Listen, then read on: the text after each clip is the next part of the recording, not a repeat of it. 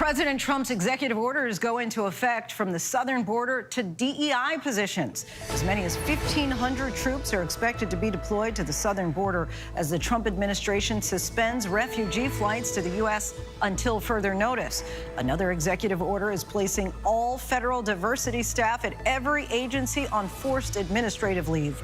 Plus, thank you, President Trump. We're coming home. Sweeping January 6 pardons for rioters, including those accused and convicted of violent crimes. Mixed opinions from Trump supporters. Tonight, Jay O'Brien speaks to a rioter who says he doesn't deserve a pardon, and the head of the Oath Keepers who says they do. We're not given a fair trial. Doesn't make a difference what the evidence is. You still have a right to a trial. On camera doing it. They went to trial. They were convicted by a jury of their peers. The right to a fair trial. And it definitely doesn't look right when you're plowing snow next to a palm tree. Bitter cold and snowfall paralyzing much of the country. Florida faces record snow, 32 states under cold weather alerts. When will it finally warm up? Good evening, everyone. I'm Linsey Davis. Thanks so much for streaming with us. We begin with breaking news. A new wildfire has erupted in Los Angeles County as dangerous winds are picking up yet again. 55,000 people are being told to evacuate at this hour, with nearly a dozen new wildfires across LA County. The Hughes fire north of Los Angeles is now racing across 30 acres per minute. The dangerous Santa Ana winds are back and fueling the flames. Families are racing out, some driving perilously close to the flames. At least 5 schools are inside the evacuation zone. Students at one high school ran for cover as the fire darkened the sky. Tonight, more than 10 million people are under red flag warnings across the region, with strong winds up to 65 miles per hour. ABC's chief national correspondent Matt Gutman leads us off from the scene. Tonight, squadrons of helicopters attacking a massive new wildfire exploding just north of Los Angeles. Homes threatened, tens of thousands ordered to leave now. But what's really frightening about this fire is how quickly it took off. The Hughes fire raging out of control in Castaic, devouring 30 acres per minute, fueled by bone-dry conditions and powerful Santa Ana winds. Students running out of this high school, midday skies darkening with smoke and that ominous orange glow. At least 5 schools so far evacuated. I was really scared because I thought I was going to get really hurt. At least 55,000 people in the evacuation zone. We got our dogs out. My niece, that's a baby that's in here, we got her out. And what you're seeing is the epic firefight from the sky. Look how low that fire. Helicopters swooping down right over that tree, dousing it right in this area. There have got to be over 100 firefighters here trying to contain this. Tony Caballero and his neighbors spending hours hosing down their homes. And I knew it was coming this way. Amber's just gonna shoot over this way. This fire just one of nearly a dozen new wildfires erupting over the past 24 hours in Southern California. Back at the scene of the Hughes fire, residents preparing for the worst. We've been dealing with this for how long? The fires? It's emotionally exhausting, physically exhausting, and just tough. People are exhausted and fearful for good reason. Matt Gutman joins us now from the fire line north of Los Angeles, and we see there, Matt, that you are taking hits because of everything that's happening in that area. Is there any sign of the wind letting up there? Not until after just a helicopter swooping in, Linsey, doing an airdrop. There is a fire to our right, obviously the one right behind us. We've watched it sort of race up on the other side of that hillside. Now crest the hillside, come down here. You can see firefighters arrayed here. There are hundreds of them in the canyon beyond me. You can see the flames licking up over there and the massive column of smoke that is rising up above us, cantilevered over the rest of Los Angeles. You can see it from pretty much everywhere in LA. And you mentioned those winds. You can feel the gusts here. Like now, they are actually expected to intensify in the coming hours into the mid-50s and then overnight as well. So no let up really until tomorrow. Bad news for firefighters. Bad news for the rest of LA. And by the way, it looks like wildland. But just on the other side are multiple neighborhoods just on the other side of that hill right now. So some very tenuous and scary hours for Los Angelinos right now. Linsey.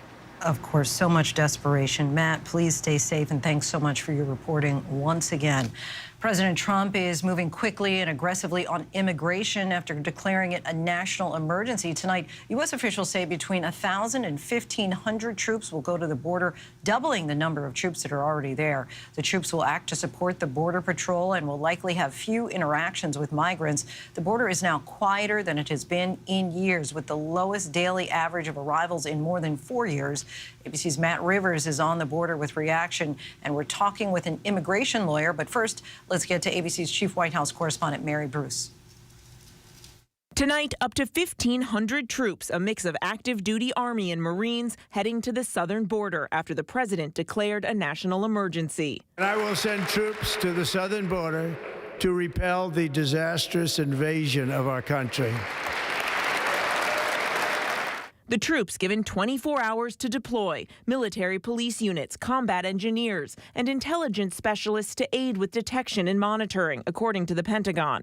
Troops also tasked with helping to construct physical barriers along the border. But a military official insists none will participate in law enforcement. Also part of the effort, military aircraft to support deportation flights. We asked the new White House press secretary what to expect. Caroline, what are they doing on the border? What is their mission exactly? Securing the southern border and deporting illegal immigrants from this country. You will be returned home. You will be arrested. You will be prosecuted. Do not come. The surge in forces comes as the situation on the border has improved steadily since former President Biden announced new asylum restrictions last spring. Encounters between Border Patrol and migrants down 60%. Today's move just part of Trump's promised immigration crackdown. Refugee arrivals to the U.S. now suspended until further notice. The app used by migrants to make appointments to seek asylum shut down. Tens of thousands of migrants who had appointments now in limbo.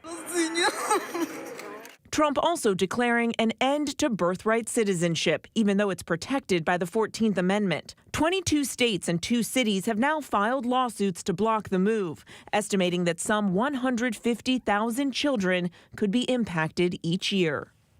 A number of lives at stake here. Mary Bruce joins us now from the White House. Mary, any word on how much this action on the border will cost? Well, Lindsay, right now the Pentagon hasn't yet put a dollar figure on how much this is going to cost, but it will likely be hefty. And tonight, a senior official telling us this is just the start, saying this is an initial step, and we are anticipating many further missions. And one other note here tonight, just a short while ago, the House passing the Lake and Riley Act, of course, that strict immigration detention measure, now the first piece of legislation passed under the new Trump administration. Lindsay. Mary Bruce for us from the White House. Thanks so much, Mary. Thank you.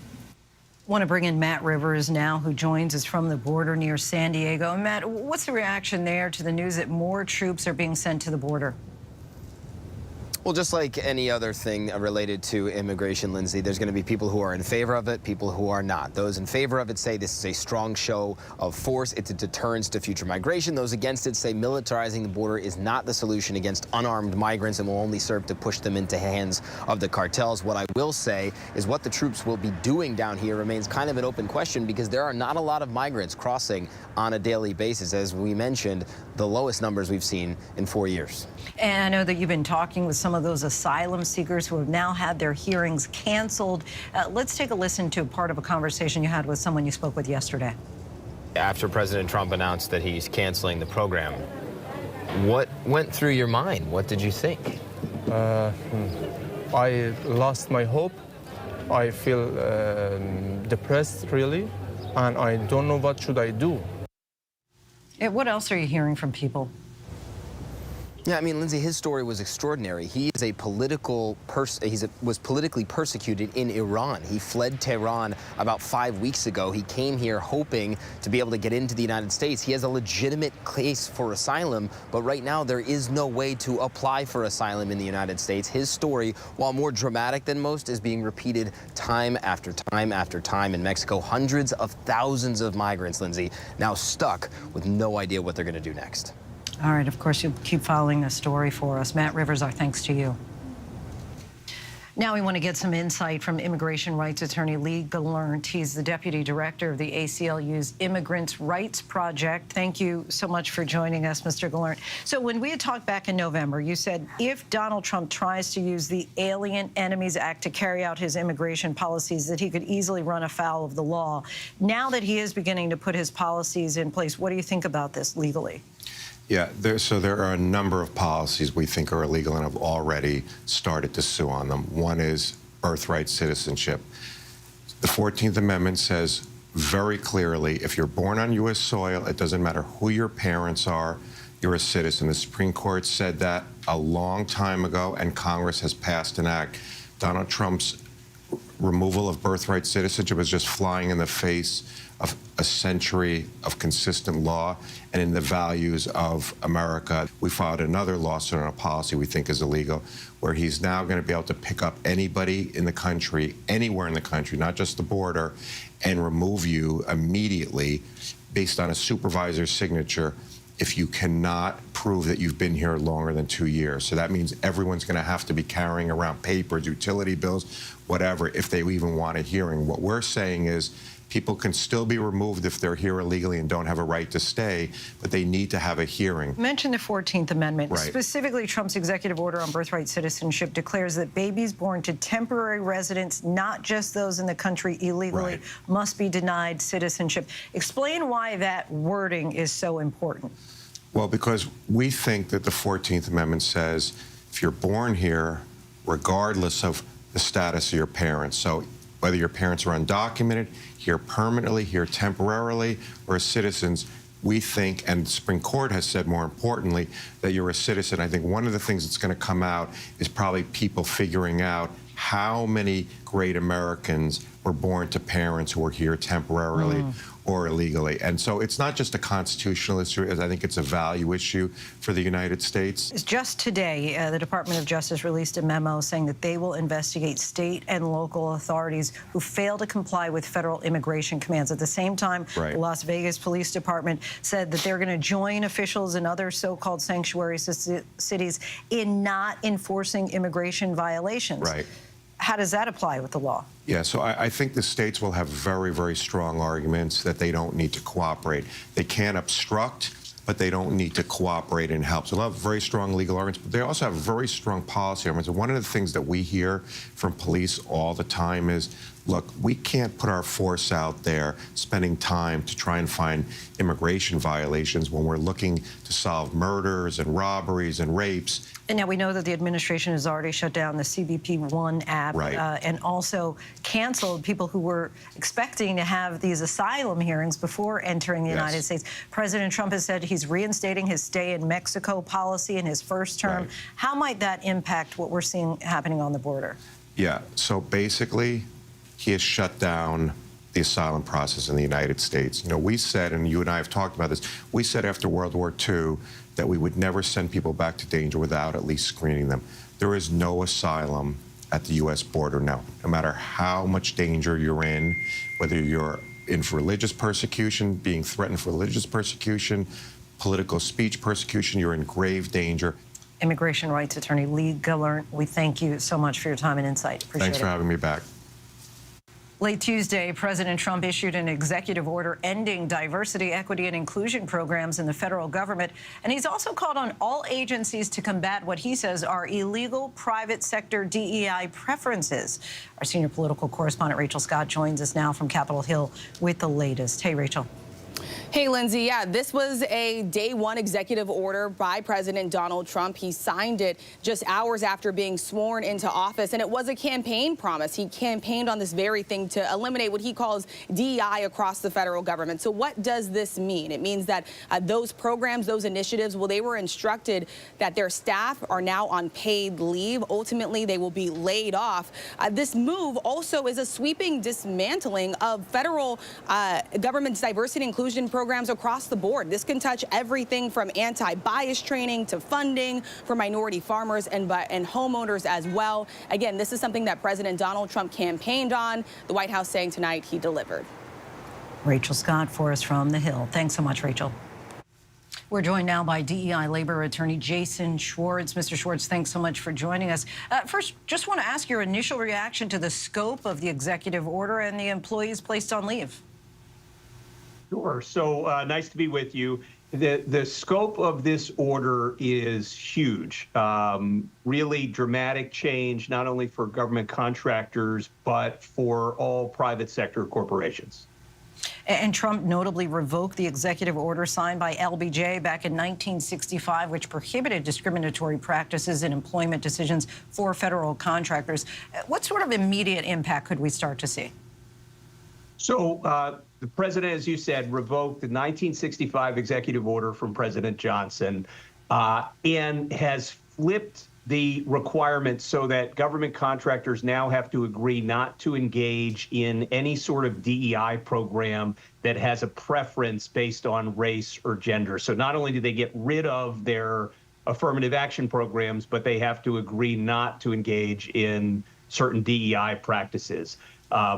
That's a complete reversal. The OFCCP is now ordered to immediately cease its enforcement efforts under the 1965 Civil Rights Program, and instead, contractors agree, again, that they cannot engage in any kind of preferential DEI programs. And the order suggests that that will be enforced not just by the federal government, but that private citizens are going to be deputized to bring what are called False Claims Act actions in order to enforce that government contractor requirement.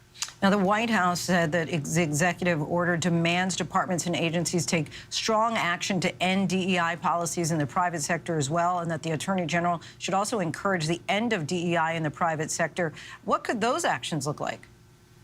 So, Lindsay, the most dramatic thing about that is the president literally asked the heads of every federal agency to provide a list of 9 targets against whom they will initiate investigations and potential litigation to challenge private sector diversity programs that they believe are unlawful. So each agency is going to be on the hunt for, and it's the mission is find the biggest whales you can. The executive order says look for large publicly traded corporations, large employers, large foundations, and send these lists to the White House so that the agencies can initiate investigations and litigation. I think that's going to be a substantial enforcement effort in the private sector, challenging lots of DEI programs at many, many companies.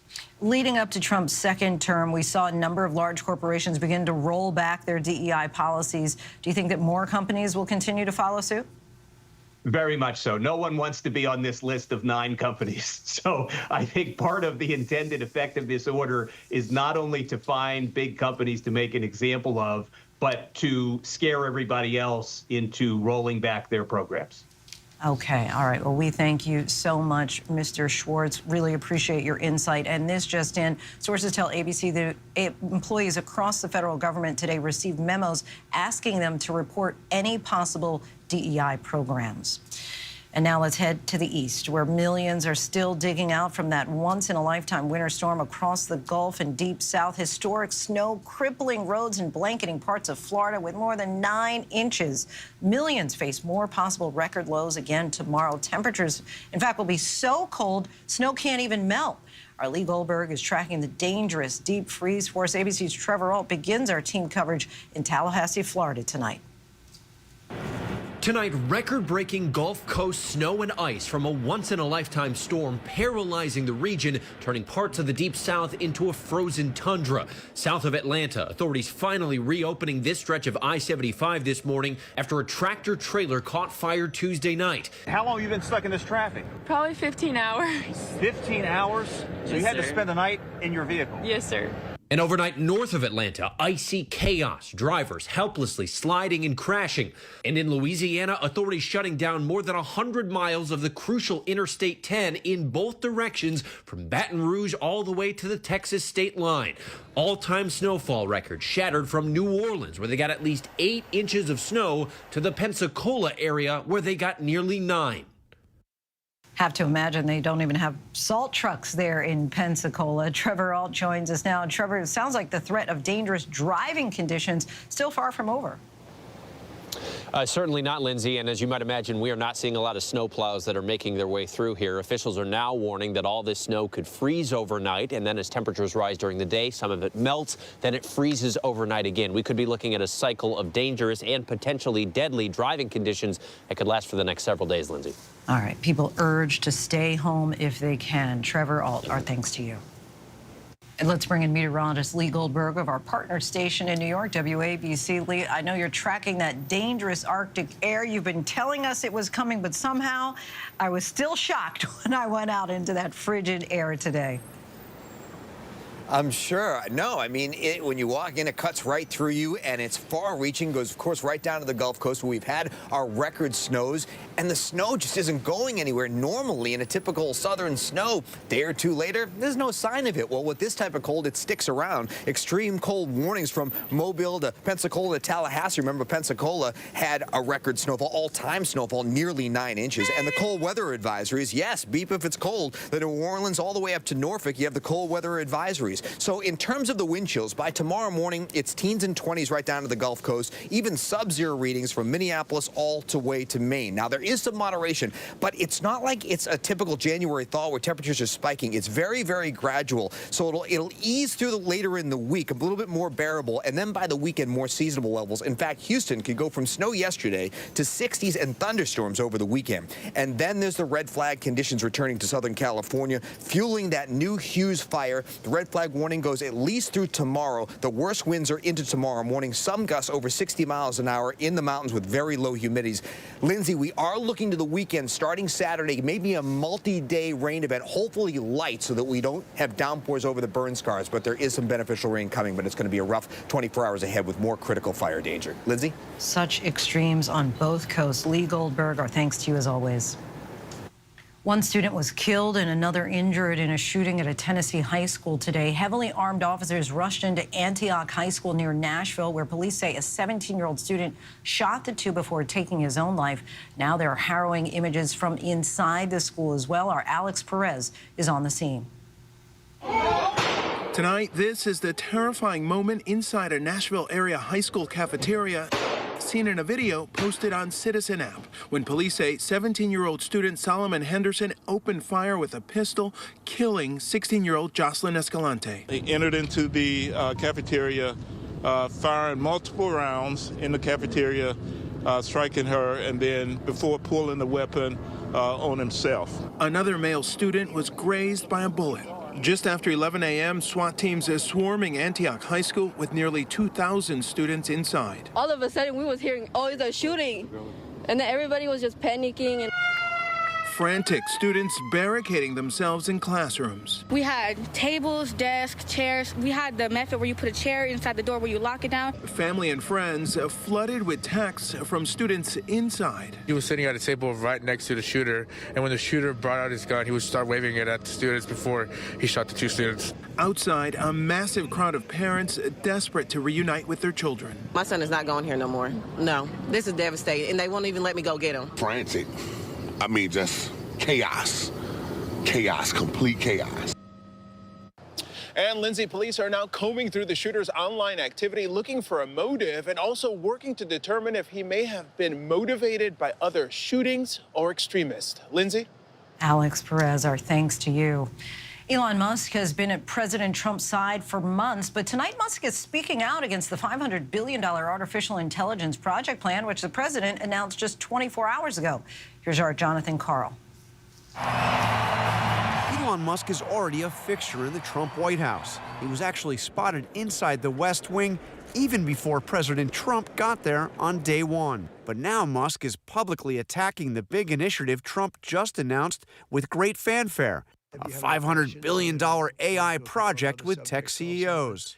This is, to me, a very big thing. $500 billion Stargate project, I think, is going to be something that's very special. Trump declared it would create 100,000 jobs almost immediately.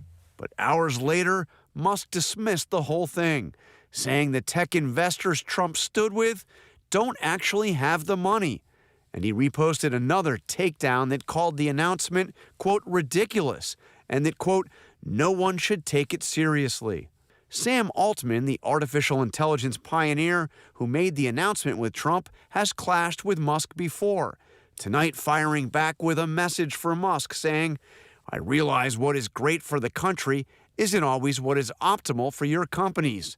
But in your new role, I hope you'll mostly put America first." Our thanks to Jonathan Karl. Today marks 52 years since the landmark Roe v. Wade ruling that legalized abortion in the United States for nearly 50 years. But in 2022, the conservative-leaning Supreme Court overturned the landmark decision, ending a woman's federal constitutional right to abortion, and left it up to the states to decide abortion access. We spoke to Baby Roe back in 2021 about the monumental case. I'm the one who, created this law. I'm not the one who created this movement. Her only involvement? She just happened to be at the center of an unwanted pregnancy her mother wanted to end. As much as this case was personal, seemingly pitting a mother against her unborn child, publicly it pitted Americans against each other. The country was deadlocked in a bitter moral battle over what constituted life. Is there any part of you that has ever given any thought to, boy, I'm kind of glad that law went into effect after I was born? I just don't think about it. To me, I want it to be a non-issue, so I ignore it, thinking that if I ignore it long enough and hard enough, it'll go away, but it never does. Currently, 12 states have total bans, and with President Donald Trump now settling into his second term in office, many abortion rights activists are preparing for the possible fight ahead on this issue. Still much more to get to here on Prime tonight, including why tens of thousands of Jeep Cherokees are being recalled, the warning to drivers tonight. But next, the flurry of mixed emotion over President Trump's blanket pardons for the January 6 rioters. But what about those who assaulted police officers and then were pardoned by the president? I haven't seen any. I haven't gone into the detail. But there are those pardons that exist. I'll have to read it. For the record, your name is Xavier Collins. Yes. You have 2 children. Yes. When was the last time you saw Cal Bradford alive? Agent Collins, well, have a seat. I walked the president to his room at 2204. When did you discover the body? At 8:01, that's when I found him lying next to his bed. Did you kill him? No. Is a part of you happy that Cal is dead?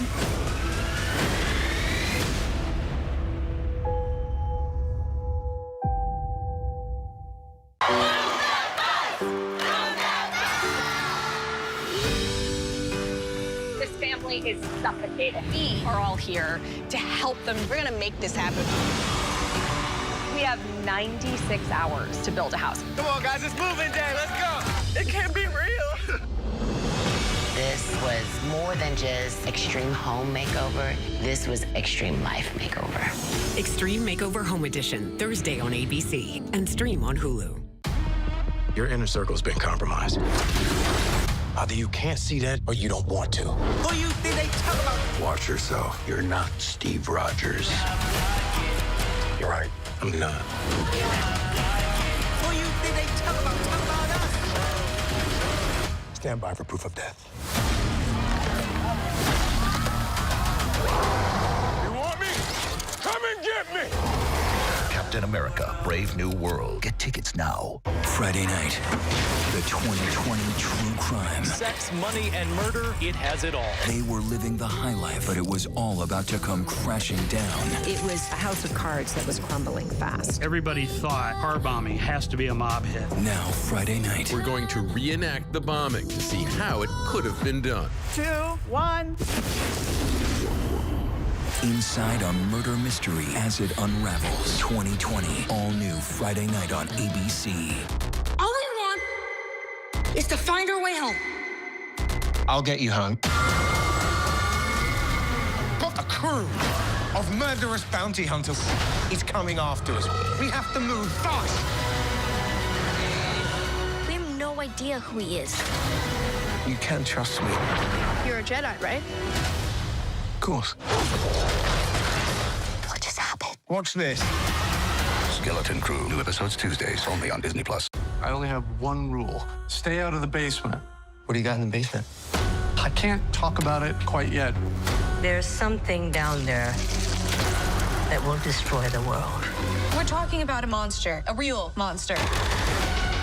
You are in danger. Kids are disappearing.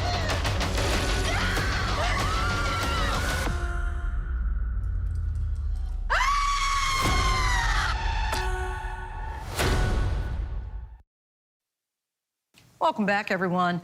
It was a campaign promise made good just hours into his second term as president. After the inauguration, Donald Trump signed mass pardons for the rioters who stormed the Capitol 4 years earlier, some of whom were convicted of violent crimes. The stark difference at the Capitol between the transfers of power from 2021 until now serve as a stark reminder of what unfolded and is now forgiven by law. But the move is bringing mixed emotions. Some say it's a long time coming. Others, including a January 6th rioter, say that those pardons aren't warranted and won't change the past. R.J. O'Brien reports in tonight's Prime Focus. And this is such an emotional day. Waiting for this moment for so long, now so close they can touch it. These protesters didn't mind the freezing temperatures. It's so cold, but it's worth it. And in a flash, it happened. I got my boy. Alleged January 6th rioters. Hey, Nick. Seen on this YouTube live stream embracing their family after walking out of the Washington, D.C. jail. For more than 900 days, these demonstrators have been pushing for that moment, holding a nightly vigil, talking on speakerphone, even joining in song with accused January 6th rioters incarcerated just steps away. But this night is different. Thank you, President Trump. We're coming home. Yeah! A celebration. So this is a big one. Those sweeping pardons of more than 1,500 January 6 defendants signed just hours into President Trump's second term include Robert Morse, convicted of assaulting police officers on January 6th, including participating in this. A massive heave-ho motion in this Capitol tunnel that crushed at least one officer. Morse drove here to this vigil after he was officially released early from his halfway house in Pennsylvania following Trump's pardon. Is there any justification, though, for hitting a police officer, regardless of the circumstance? I would say that the justification for defending yourself would have to be predicated on the threat level. And if you have been... It seems like a lot of justification for hurting a cop. I would never say that there's any justification for hurting anybody, and we're not the party that condones violence. But what they did do is roughhousing people, let them know to leave our people alone. Multiple accused January 6th rioters have put forward defenses that they were incited to violence by police. None have been successful in court. 140 police officers were injured that day, according to the Department of Justice. The D.C. Police Union saying it was dismayed by the pardons. And the Capitol Police Chief saying in a memo to his officers, anyone who attacks law enforcement should be met with consequences, condemnation, and accountability. On January 6th, a mob of Donald Trump supporters, fueled by false claims the 2020 election was stolen, smashed their way through the Capitol, jolting the nation. While most rioters were charged with nonviolent offenses, more than 250 were convicted of violent crimes, including assaulting police officers. And in the attack's aftermath, condemnation from members of both parties was swift, like Senator Rick Scott, who posted, "The thugs who stormed the Capitol today and incited violence should be arrested and prosecuted to the fullest extent of the law. Every single one of them." But after Trump's sweeping pardons covering nearly all January 6th defendants, Republicans largely defended the move, including Scott. So many people were unfairly prosecuted. But what about those who assaulted police officers and then were pardoned by the president? I haven't seen any. I haven't gone into the detail. But there are those pardons that exist. I'll have to read it. 14 January 6 defendants did not receive pardons, but instead had their sentences commuted. All are members of the Proud Boys and Oath Keepers charged with sedition. Prosecutors saying they tried to use the Capitol attack to stop the peaceful transfer of power. What's your message to President Trump again, Mr. Rhodes? Just thank you. Thanks to Trump, the Oath Keepers founder, Stuart Rhodes, was released early from his 18-year prison sentence and came back to Washington, D.C. to celebrate. What about those other defendants, Mr. Rhodes, who are on camera beating police officers? Do they deserve a pardon? Yes. Like I said before, it's about the presumption of innocence. Because they were not given a fair trial, it doesn't make a difference what the evidence is. You still have a right to a trial. On camera doing it. They went to trial. They were convicted by a jury of their peers. They have a right to a fair trial. And if the jury pool is drawn from the victim pool, the judges themselves said that all of the people who live in D.C. were the victims of January the 6th. That is the exact opposite of what Heather Shaner told us, a public defender who's represented more than 40 nonviolent January 6th defendants. I think as an attorney, I think they have been handled with excruciating fairness. And this is from someone who's been representing a number of them. And my clients feel the same way, by the way. That they were treated fairly. Yep. They got a public defender. They were given all the evidence against them, and they got what they considered fair pleas and fair sentences. Jason Riddle feels the same. He was sentenced to 90 days in prison after pleading guilty to illegally protesting in the Capitol and raiding a liquor cabinet. He wants nothing to do with a Trump pardon. Because I did it. I'm guilty of the crime. January 6th was like the biggest display of disrespect you ever saw in your life. Like, it was, you know, I'm in there raiding a liquor cabinet. People were smearing crap all over the walls. And like, Trump called that a beautiful day. Trump said that was a day of love. And this is pretty horrifying things that are happening. For years, we've watched as that battle has been waged over the truth of January 6th, including at this nightly jailhouse vigil. From the sweltering summer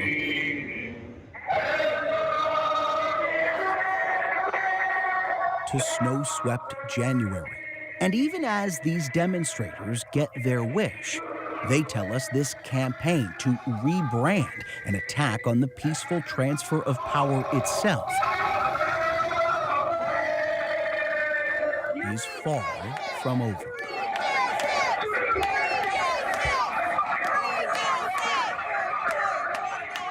Our thanks to Joe O'Brien for his extensive J6 reporting. Still ahead, automatic follow. Meta is clearing the air for users who found themselves instantly following the POTUS account. But next, a price spike for Netflix subscribers on the heels of the streaming giant's record earnings report. We take a look by the numbers.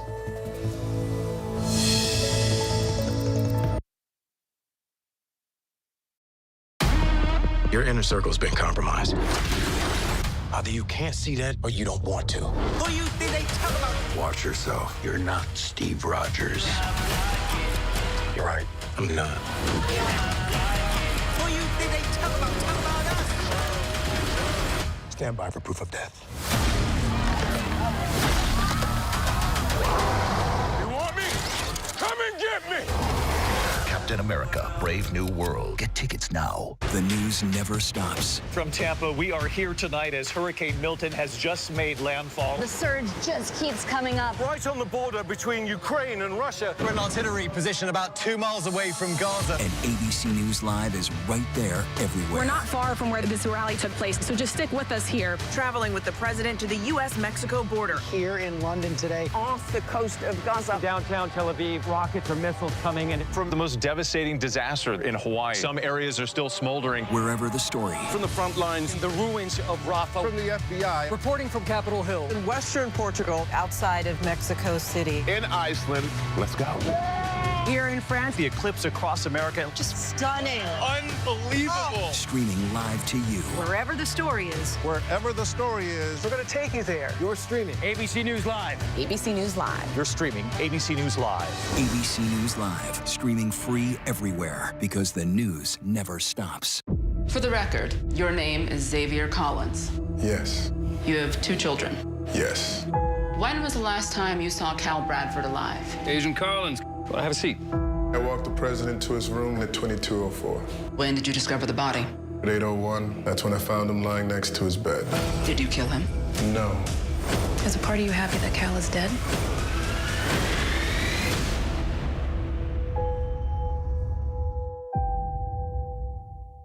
I only have one rule. Stay out of the basement. What do you got in the basement? I can't talk about it quite yet. There's something down there that will destroy the world. We're talking about a monster, a real monster. You are in danger. Kids are disappearing.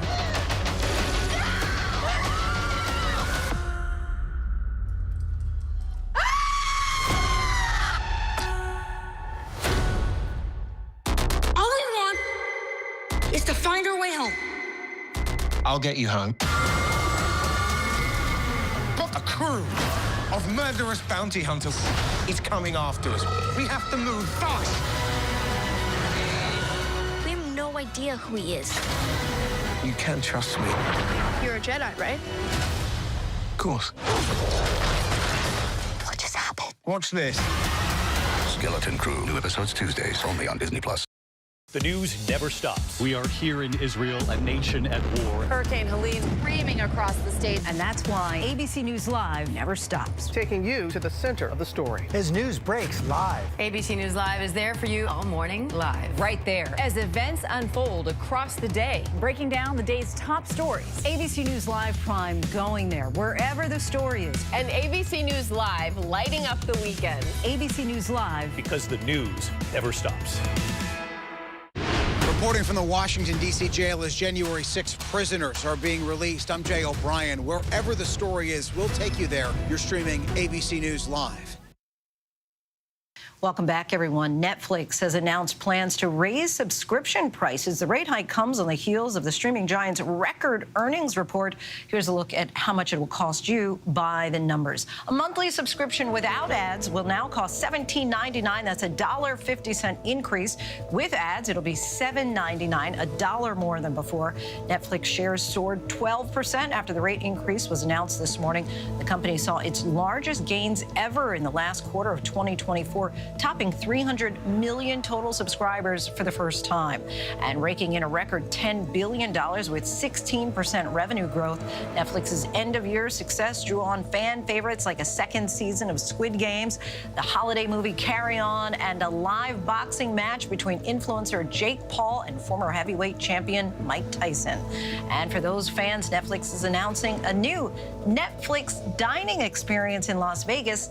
Netflix Bites will open next month, offering dishes featured on the platform's food shows, as well as dishes inspired by shows like Stranger Things, Bridgerton, and Squid Games. And still much more ahead here on Prime. Rapper A$AP Rocky was in the courtroom today.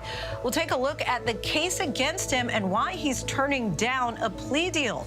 But first, news of an arrest after spa patients received shots of counterfeit Botox. Several are now facing life-threatening injuries.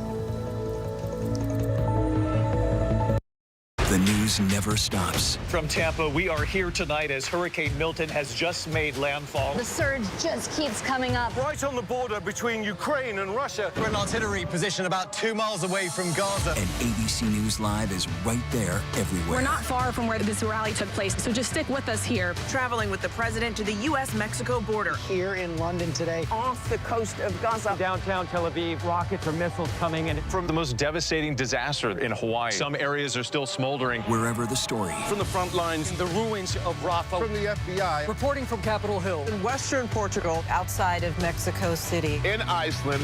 Let's go.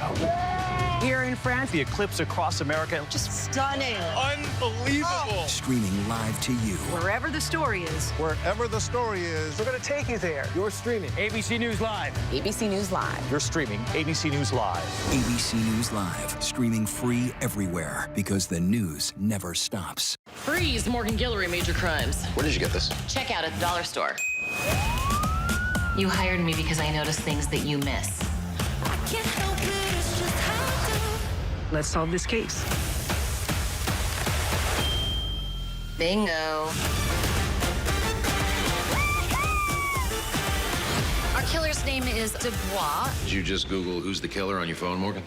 No, I did not do that.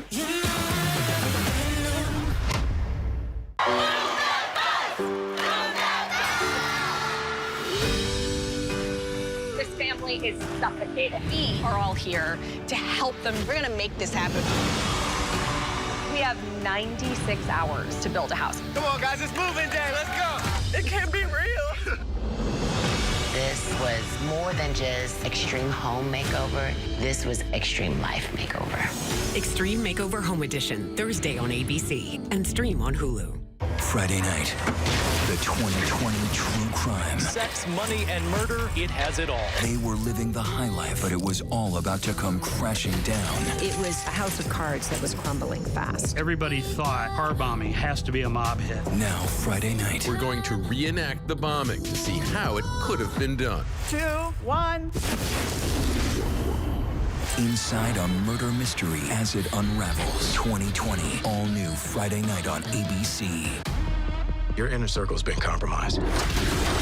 Either you can't see that or you don't want to. Who you think they talk about? Watch yourself. You're not Steve Rogers.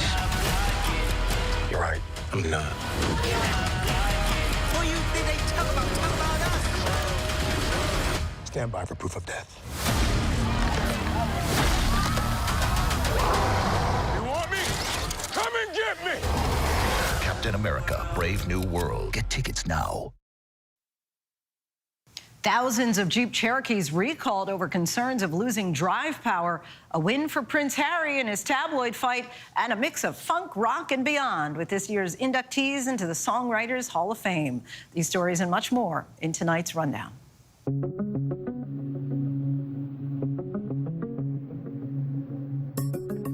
Chrysler is recalling more than 63,000 Jeeps due to a potential issue with the power transfer unit. It could cause a loss of drive power or park function, increasing the risk of a crash or rollaway. The recall affects 2017 through 2019 models. The company will notify owners starting February 13th. Chrysler says it was not aware of any accidents or injuries related to the issue as of early December. A New York anesthetician was arrested, accused of buying counterfeit Botox from China and injecting patients without a license.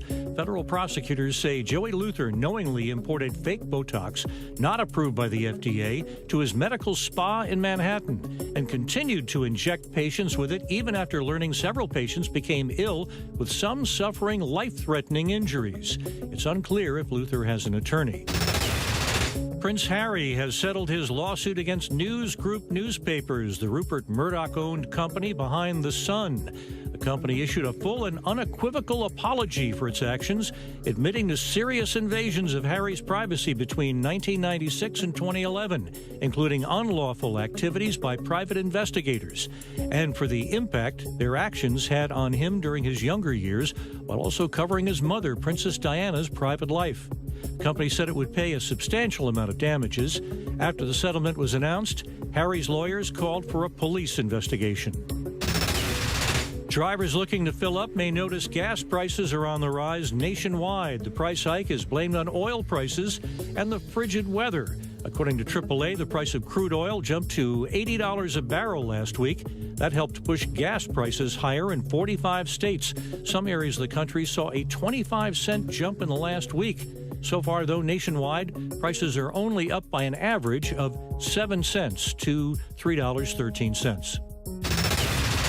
Musical icons George Clinton, the Doobie Brothers, country music's Ashley Gorley, rapper and producer Rodney Darkchild Jerkins, and the Beach Boys' Mike Love and Tony McCauley will become the latest inductees of the Songwriters Hall of Fame. These legendary songwriters are behind iconic hits like Atomic Dog, Listen to the Music, and California Girls. In the days since President Donald Trump assumed office, some social media users have expressed concern after finding they were unintentionally following his Instagram and Facebook accounts. Meta, which owns both platforms, denied claims they forced users to follow the official accounts for the president, vice president, or first lady, but clarified these accounts are managed by the current presidential administration and switch over when each new administration takes office. Jury selection happened today in the assault trial against rapper A$AP Rocky. He's accused of firing a gun at a former friend back in 2021. The musician, who's also Rihanna's partner, has pleaded not guilty. ABC News legal contributor Brian Buckmeyer joins us now. Brian, A$AP Rocky turned down a plea deal that included 6 months in jail and 3 years of probation. Does that 11th-hour deal indicate anything at all about the strength of the prosecution's case? Yeah, it's really reading the tea leaves. But as a defense attorney who's been in this situation, you get a plea deal like this where your client is looking at almost 2 decades, if not a little bit more, in prison. You get a 6-month, almost sweetheart deal. It suggests that either the prosecution is not either pushing as hard in this case, or they think there are some serious issues, in their case, whether it be witnesses, evidence, or just on the likelihood of getting a conviction in this case. So it might give the defense a little bit more motivation to push forward in this case. How important is it for the jury to understand what the so-called ASAP mob is?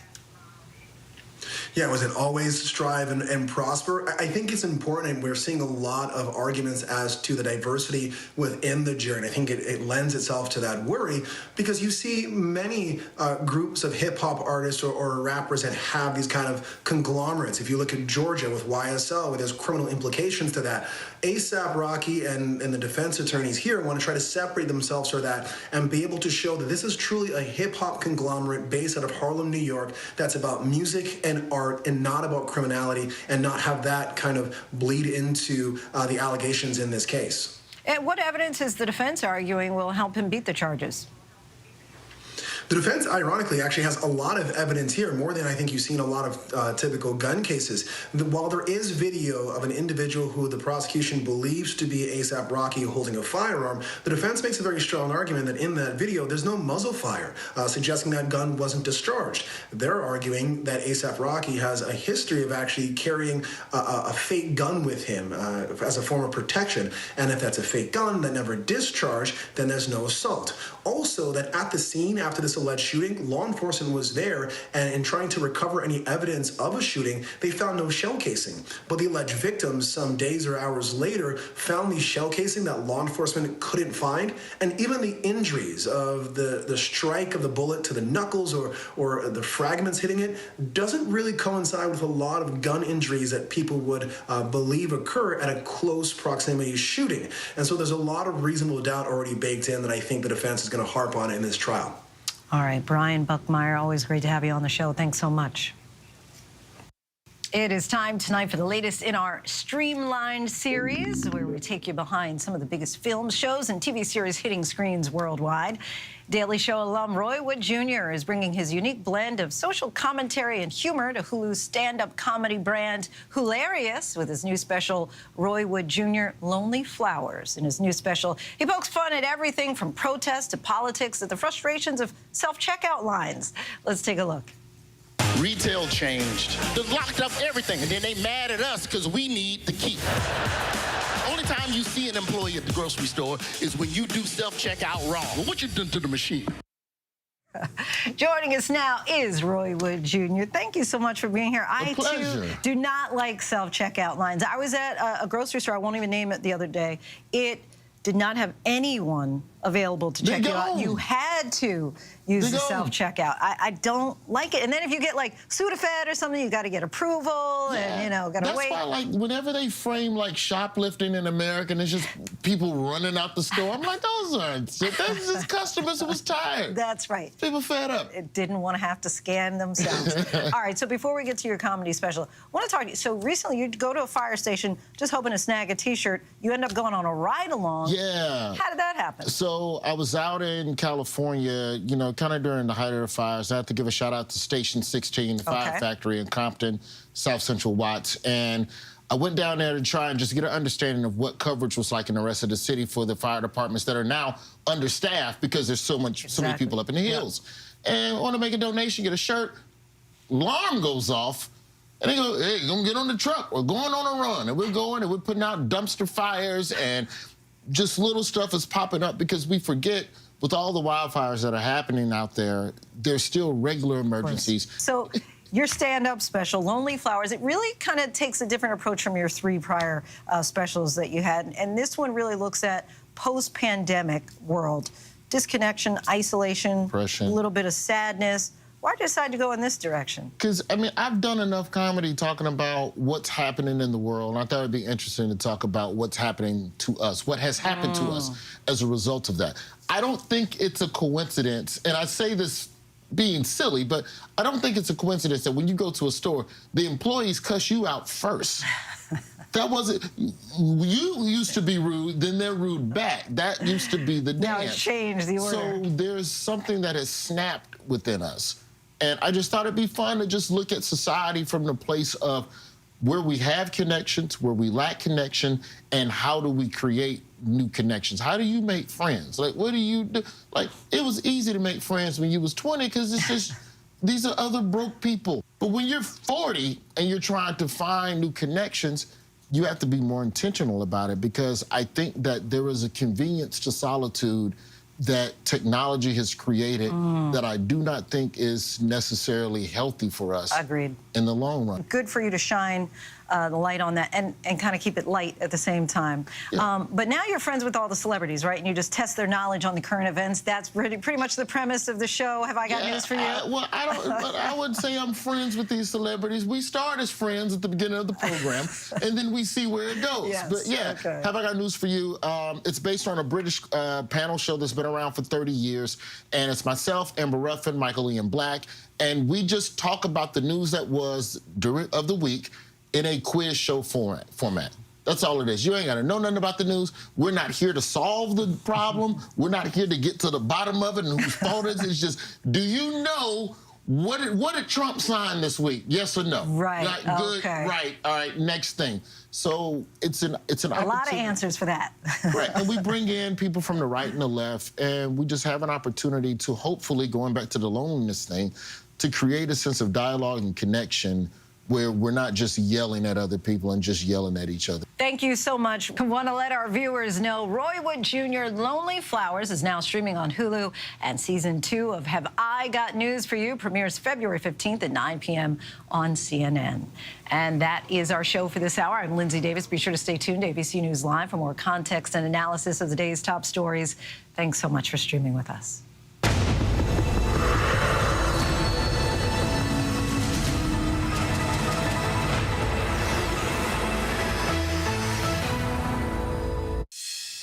Coming up in the next hour, the race tonight not only to contain but to evacuate as a new fire explodes in size near Los Angeles. Plus, the troops being deployed to secure the southern border as President Trump begins his sweeping crackdown on immigration. For the record, your name is Xavier Collins. Yes. You have 2 children. Yes. When was the last time you saw Cal Bradford alive? Agent Collins, have a seat. I walked the president to his room at 2204. When did you discover the body? At 8:01, that's when I found him lying next to his bed. Did you kill him? No. Is a part of you happy that Cal is dead?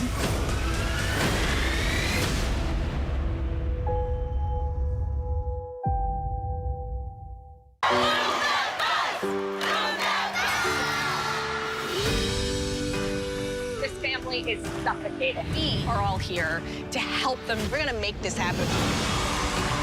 We have 96 hours to build a house. Come on, guys, it's moving day. Let's go. It can't be real. This was more than just extreme home makeover. This was extreme life makeover. Extreme Makeover Home Edition, Thursday on ABC and stream on Hulu. Hey, good morning, America. Good morning, America. Good morning, America. Are you ready? They are ready. Covering the biggest events in the country right now. There's a lot going on here this morning. You don't just see it, you feel it. I'm in. I'm in. I'm in too. I'll be there. I am here and so happy. I'm in. I'm in too. Michael, George, Clara, Ginger. All we want is to find our way home. I'll get you home. Got a crew of murderous bounty hunters. He's coming after us. We have to move fast. We have no idea who he is. You can trust me. You're a Jedi, right? Of course. What just happened? Watch this. Skeleton Crew. New episodes Tuesdays only on Disney+. The news never stops. We are here in Israel, a nation at war. We heard what appeared to be gunfire. The former president rushed off the stage. Hurricane Helene ravaging the coastline of Florida. It's moving really fast, screaming across the state. And that's why ABC News Live never stops. Taking you to the center of the story. As news breaks live. We hear the small arms fire around us. We're right on the border between Ukraine and Russia. ABC News Live is there for you at the start of your day all morning live. ABC News Live, right there, as events unfold across the day. ABC News Live, breaking down the day's top stories. Lyle and Eric Menendez, there is new evidence in this case. ABC News Live Prime going there, wherever the story is. Are you going to build it back up? And ABC News Live, lighting up the weekend. With breaking news and all the latest pop headlines. Happy Oscars Sunday. A lot to watch for tonight ABC News Live. because the news never stops. From the intense lake effect snow in Adams, New York, I'm Trevor Ault. Wherever the story is, we'll take you there. You're streaming ABC News Live. Good evening, everyone. I'm Linsey Davis. Thanks so much for streaming with us. We begin with breaking news. A new wildfire has erupted in Los Angeles County as dangerous winds are picking up yet again. 55,000 people are being told to evacuate at this hour, and we do want to go live to a press conference that's taking place in Santa Clarita, California. The unified commanders from LA County. Let's take a listen. Joe Tyler and the mayor of Santa Clarita, Bill Miranda. We'll start this press conference off with Fire Chief Anthony Maroney. So good evening. On behalf of Board Chair and 5th District Supervisor Catherine Barger, we're holding a press conference to give important information to the community of Santa Clarita and the Castaic area. I am Anthony Maroney, Chief of the Los Angeles County Fire Department. The Hughes Fire is now estimated to be over 9,400 acres with 0% containment, with no structures reported damaged or destroyed. We have over 4,000 firefighting personnel assigned to the incident, and we had a very robust ground and air response to the incident that you see behind me. The LA County Fire Department is in unified command with the Angeles National Forest, and we are getting assistance from our state partners at CAL FIRE. I wanted to give a weather update because the weather is what's predominantly driving this fire and its spread right now. The National Weather Service has extended the red flag warning through 10 a.m. on Friday for most of Los Angeles and Ventura counties.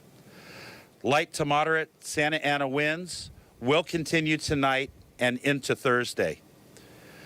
The situation remains dynamic, and the fire remains a difficult fire to contain, although we are getting the upper hand. I would now like to invite up Los Angeles County Sheriff Robert Luna to give an update on evacuations and the closure of the I-5. Thank you. Good evening to everybody, and thank you, Chief Maroney. So for us, obviously in unified command with our partners at the fire department from the very beginning of this fire incident. And right now, the numbers that I have is that we have approximately 31,000 people who are affected by our evacuation orders. Another 23,000 that are impacted by evacuation warnings. Along with the work that our deputies have been doing, and you've seen them going from neighborhood to neighborhood, making sure that we are protecting the neighborhoods to make sure nobody gets hurt, traffic ingress and egress, and also, unfortunately, when we talk about fires, our staff knows that immediately they start what we call looter suppression, just to make sure that no one's coming into the area to take advantage when people are evacuating their homes. So I want to make sure people know that if you leave your homes, there will be additional deputies working out there in the neighborhoods to make sure your homes are safe. In regards to staffing, we are staffing up. You hear sirens in the distance. They're not only fire apparatus, but you see deputies coming in from different parts of the county. You see our incident management team over my left shoulder setting up with the big trailers that will assume responsibility for this incident from the Sheriff's Department perspective, and again, in unified command with all of our partners. We have what I estimate well over 400 personnel total regarding this incident and managing other incidences around the county of Los Angeles. I do want to bring your attention to the fact that during this incident, one of the areas that initially was an evacuation warning that did turn into an evacuation order was our Pitches Detention Center, which is not too far from here. The Pitches Detention Center has actually 3 different facilities. One of the facilities was evacuated. In discussing this with our partners from the fire department who are experts in this area, they recommended and we agreed that the one facility, PD South, would be evacuated. That had approximately 476 inmates. We moved those inmates to another facility on the campus. The other 2 campuses are structured much better than the one that we evacuated from. But total on the entire campus, we have approximately 4,500 inmates, a little over that. We do have a plan in place in case the fire conditions, our fire partners would advise if it gets worse, whether it's wind, whatever that may be, a plan in place to evacuate the rest of the inmates on the entire facility if we absolutely had to.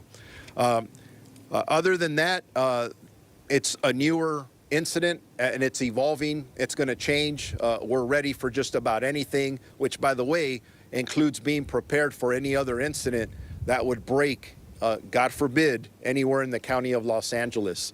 I do want to report that the 5 freeway has been closed, but I'm told that after this press conference, for a variety of reasons, we will reopen the freeway so that people can go back and forth. Again, I do want to reiterate that if you do not live in this area and you're following the smoke, you want to go see what the firefighters are doing, turn on the television set. Do not drive into these areas. You are impacting the ingress and egress of emergency vehicles. We don't need more traffic. We want less traffic. We don't want you walking around in the impacted areas to impact the community members who live here. And with that, I'm going to introduce Chief Robert Garcia from the U.S. Forest Service. Good evening. Just want to first say thank you to Sheriff Luna and Fire Chief Maroney and Director Joe Tyler for the partnership. This incident started out in the early part of the day, as Chief Maroney indicated, and this is in a mutual threat zone, so Los Angeles County Fire Department and the Angeles National Forest entered into unified command right away. And I also want to say how extremely proud I am of the way our responders moved into this area and established command and really established some incident objectives working together. The conditions that we're under aren't as severe as what we've been facing over the last week or two. But what you saw today is indicative of the conditions that we're in terms of the vegetation. So although we're not under a particularly dangerous situation in terms of the wind, our wildland fire condition is critical. Absent wind, the fire is going to move through the vegetation like you saw today with the slope and chasing fuel. Very dangerous conditions as to what led to the U.S. Forest Service closing all of the Angeles National Forest, and this is exactly an example why. The other thing I want to offer in terms of resources, I hope that all the citizens here in the area are proud of the pre-positioning and the robust response. This area always sees a robust response in the mutual threat zone, but our incidents between the Eaton, the Palisades, our local mobilization centers, our pre-positioned resources put us in a position for multiple waves of surge resources, both engine crews on the ground, hand crews, bulldozers, and aircraft. And so the response you see is a result of the local cooperation and the local pre-planning in the geographic area, not only within the LA area, but also with our partners in the state of California to ensure that we are prepared for what we're now facing. With that, I'm going to turn over the mic to the director of CAL FIRE from Sacramento, Director Joe Tyler.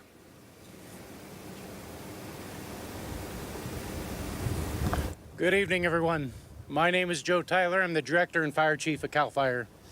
Normally, my office is located in Sacramento, but I have found the need over the last 2 weeks to spend my time here in the greater Los Angeles area.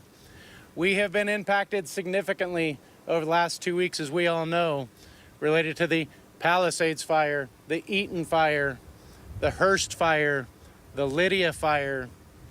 And as we continue through these weather conditions, we recognize that it's not over yet. We recognize that we still have a couple of days to go. So the state of California brings its full force of the women and men of CAL FIRE, supporting the Los Angeles County Fire Department, our local fire agencies, the Angeles National Forest and the Forest Service abroad, as well as our law enforcement partners who are doing so much to respond to all of these emergencies together. Cal OES has utilized funds to bring together pre-positioned resources across Southern California, and the California National Guard has located aircraft, both rotor wing helicopters and fixed wings mobile or modular MAFS units to be able to supplement the air tankers that we have here available locally. This fire had a robust response today, and as you can see behind us, the responders are doing great work to try to contain this fire. Certainly, we are not out of the woods yet. It is important to take heed and caution and follow the directions of local law enforcement and your first responders as they are asking you to evacuate the area. Doing that will allow our fire resources to be able to conduct perimeter control and extinguish the flaming front of this fire. Many times we find ourselves trying to rescue evacuees, but today the community heeded that lesson and many evacuated the area, allowing them to fight the fire. We will continue to be here to support, not only now, but as we move into the next phase with the potential of rains coming forward and trying to mitigate the landscape to avoid debris flows and flooding. We will be here for you. I want to take the opportunity now to invite the Mayor of Santa Clarita, Bill Miranda, to the podium.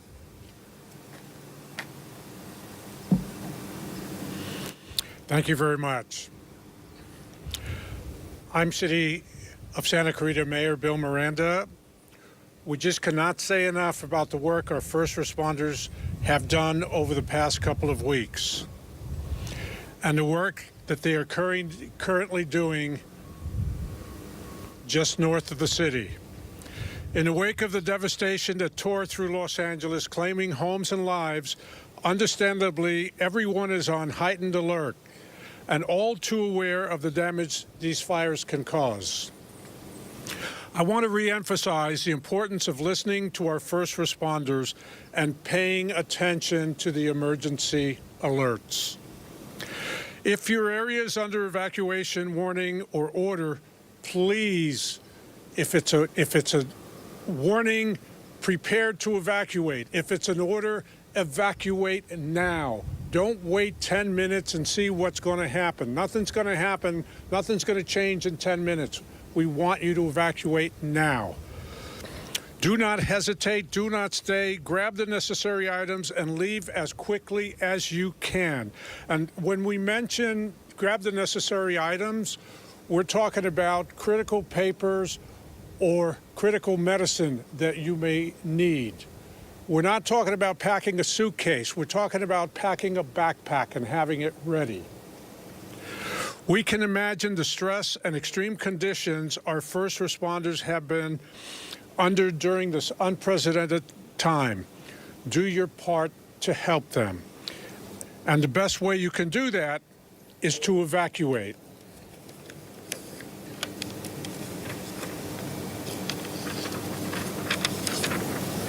Our city is unified. Our city is in unified command with the Los Angeles County Fire Department and the Sheriff's Department. We're working together to ensure that our residents are safe and minimize potential damage to homes and businesses. All city recreation and community services have been canceled for the rest of the day. Our Santa Clarita transit buses are running behind schedule because of the traffic due to the evacuations. I encourage all of you, if you are safe, not in an evacuation zone, please stay home and off our city streets. We need our streets open for evacuees to safely leave and for first responders to get in. Please do your part to help these fighting the Hughes fire. I want to end with our heartfelt thanks to the firefighters, the Sheriff's Department, deputies, and other first responders. Your efforts have been nothing but heroic. From the city of Santa Clarita, we say thank you.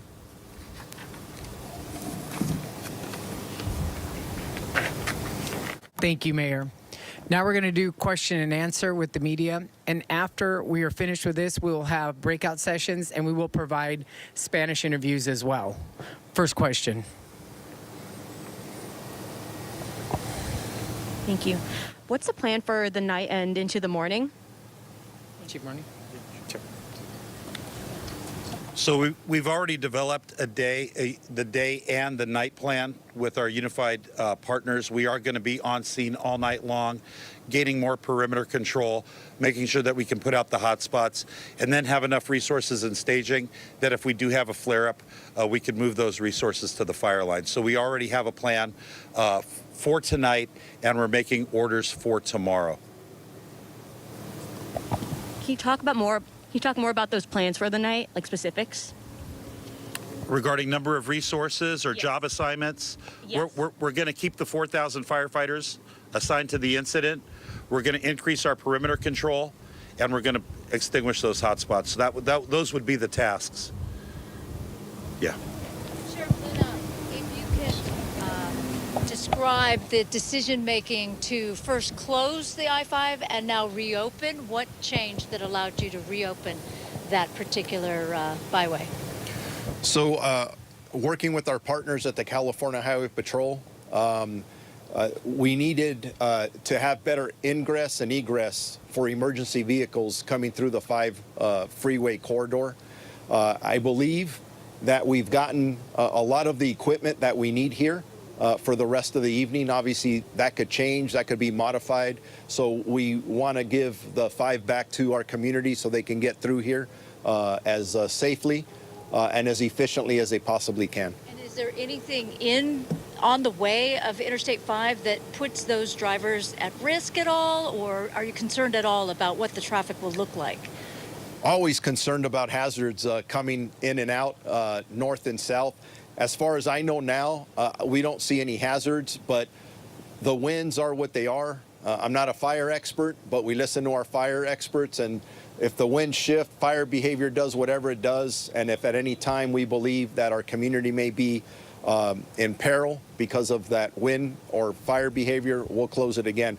I say we'll close it again. It's our partners at the California Highway Patrol who usually do that, and they do an excellent job at that. Amanda Starantino, KCAL. Chief Maroney, I have 2 questions. A lot of people are on edge after the last couple of weeks and what we've seen happen in Altadena and the Palisades. How does this fire here, the Hughes fire, compare to what we've seen the last couple of weeks? Well, I think that we've all been on edge over the last 16 days, and we've had numerous fires start throughout Los Angeles County.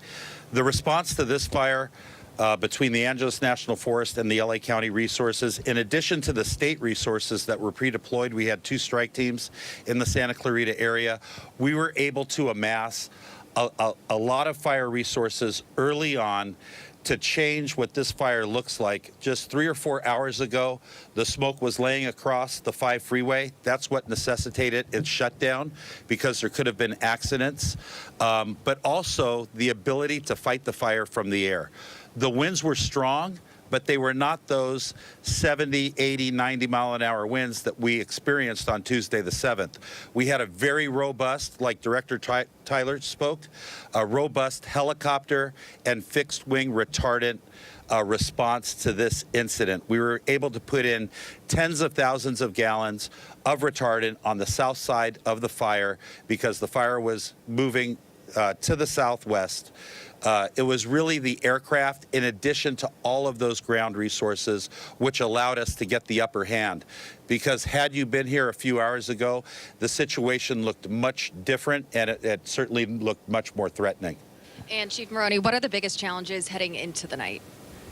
Well, into the night, it's going to be making sure that we can rest our crews that have been out there since 10:42 this morning, making sure we can feed them. You know, firefighting is dirty and dangerous work, but we got to rotate our crews through so we can have, you know, a lot of production and efficiency throughout the night. We're going to take advantage of the lower temperatures and hopefully the reduced wind speeds and the higher humidities to try to get an upper hand. Okay, thank you. And Sheriff Luna, this is for you. With the 5 reopening, will there still be no access to those neighborhoods now that people will be driving up and down those roads? So getting off at Parker, Lake Hughes, Hasley, all those evacuation order areas, just because the 5's open, is that still going to be blocked off? We're assessing that now to make sure, but we'll have a lot of presence. If you are coming into the area, be ready to be challenged, meaning in a polite way. To find out if you actually live here. Be ready to show identification because we want to make sure that we're limiting the people who are coming in and out, and it's people who actually belong here. I guess this question might be for you, Sheriff, since you guys handle evacuations. I'm Craig with KNX News. When it comes to the idea of evacuation, some people are stubborn, they don't want to go. Have you seen a change in attitude with this fire and now because of the terrible devastation, the death toll, and the fact people are panicked because of the Eaton fire and the Palisades fire? I haven't received that assessment yet, but I will in the next couple of hours to see how we did on this one. Our deputy sheriffs do amazing work. And yes, whether it was the Palisades fire in Malibu Lost Hills for us, and the Eaton fire in Altadena, our deputies' jobs are very difficult. There are times where people challenge them. They get evacuation orders, and they refuse to leave. They think that they're going to be okay. I know I told the story earlier of a situation in the Altadena area where we were directing people to evacuate, and they refused to, and the deputy felt that they were in such danger that he actually threatened them with arrest.